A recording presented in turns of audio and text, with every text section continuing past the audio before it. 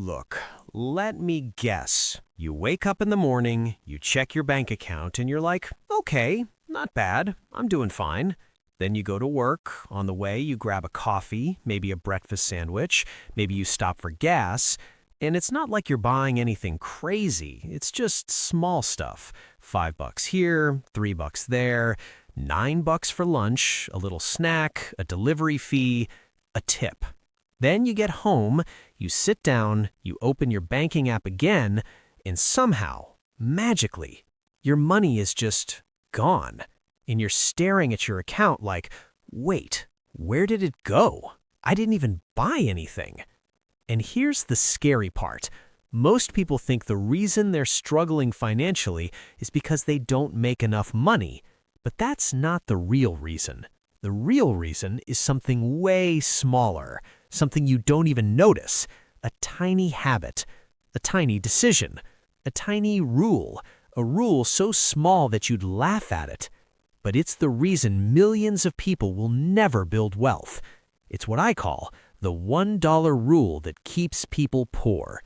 And if you're guilty of it, don't worry, almost everyone is. My name is James, and I spend way too much time thinking about why people who work hard still end up broke.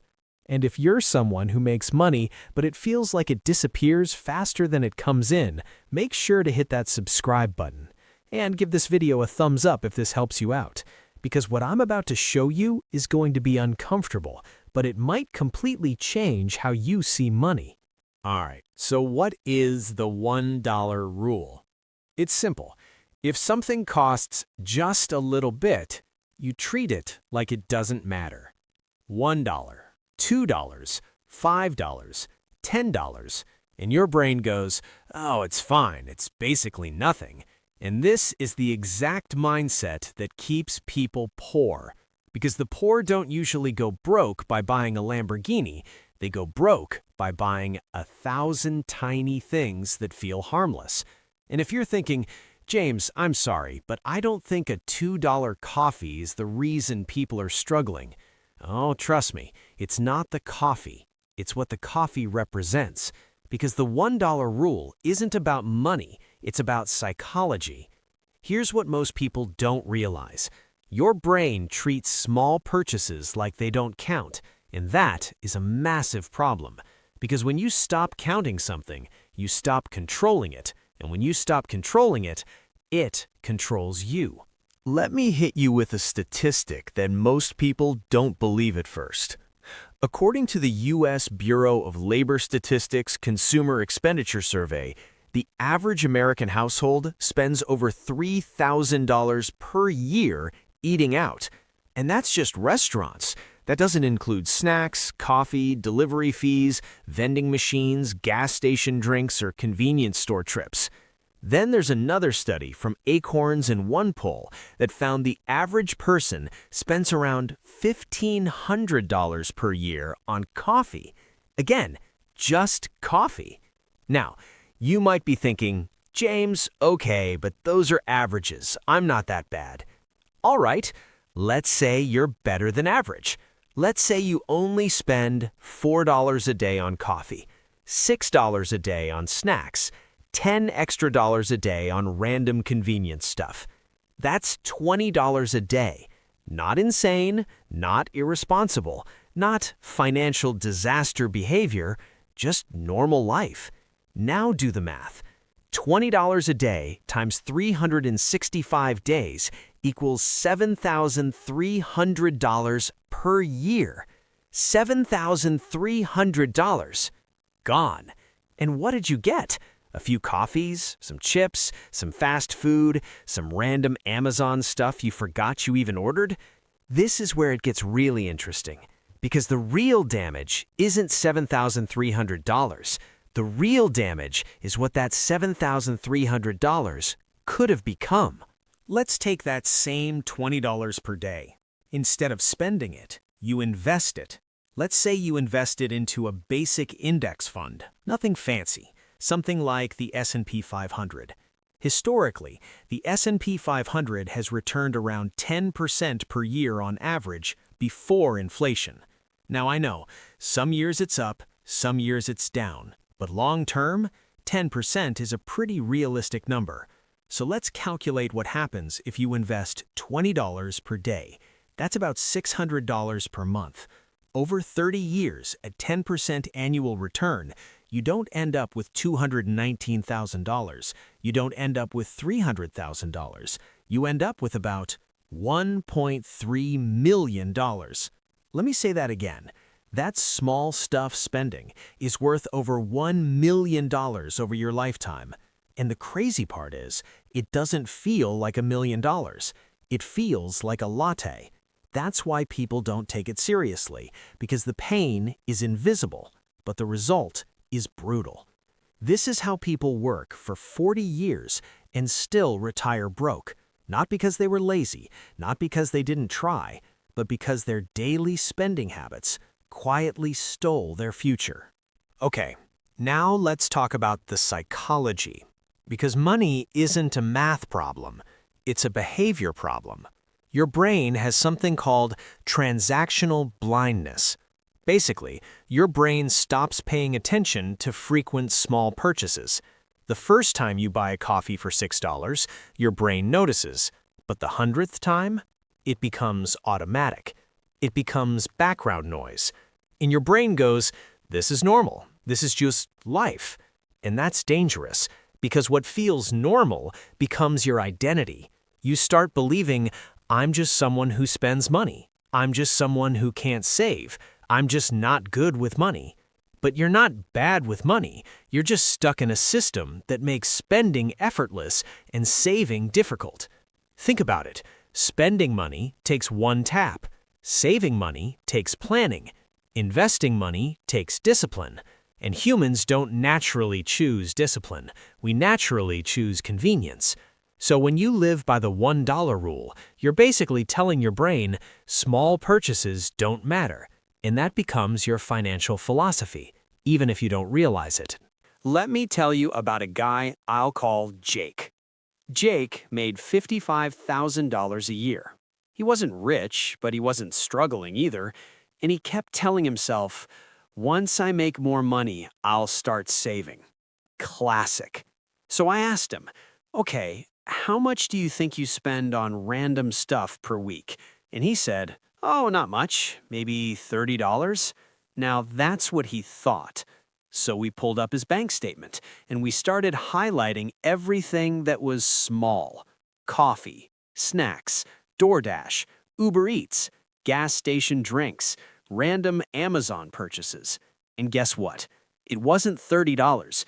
It was closer to $230 per week. $230.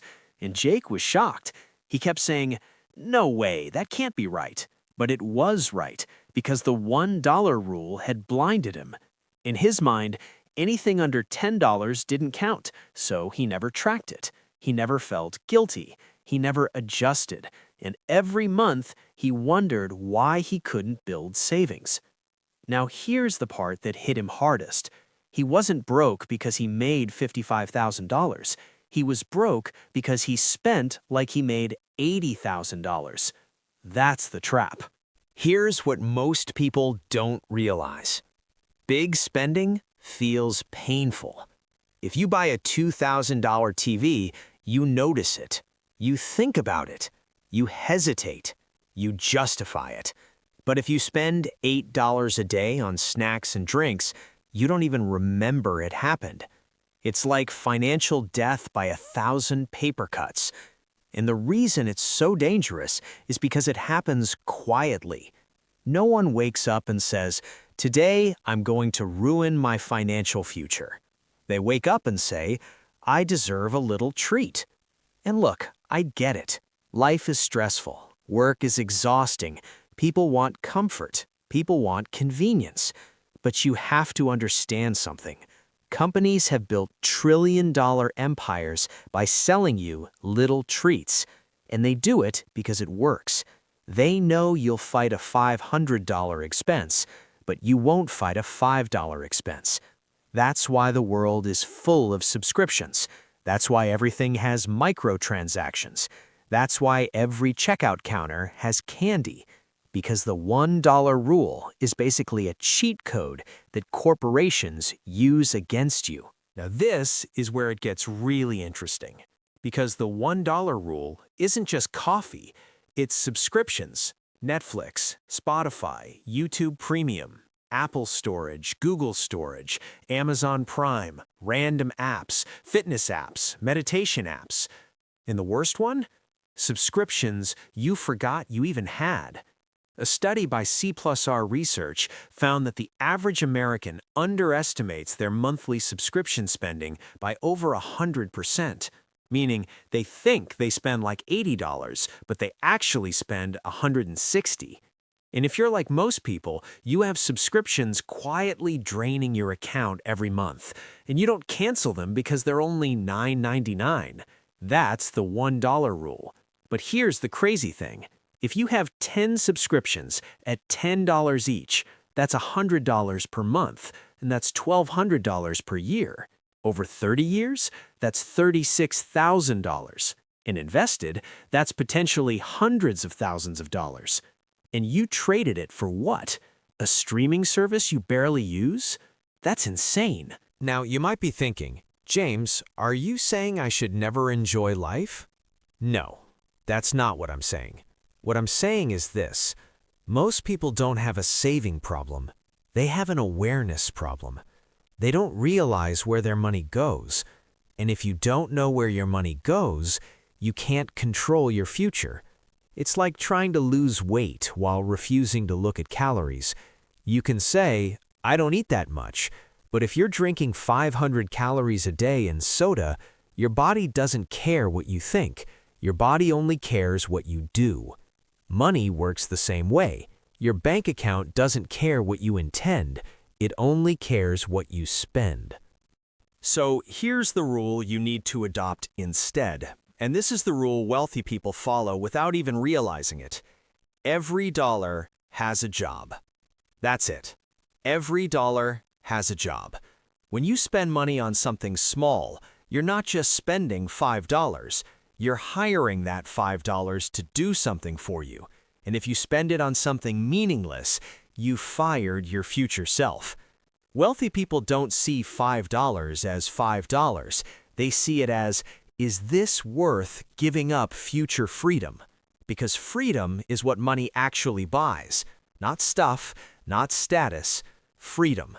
The freedom to quit a job. The freedom to handle emergencies. The freedom to not panic when rent is due. And the $1 rule steals that freedom. Slowly. All right, let's get practical. If you want to stop this habit, you need a system, not motivation. Motivation is useless. You need a system. Here are 3 steps. Step 1.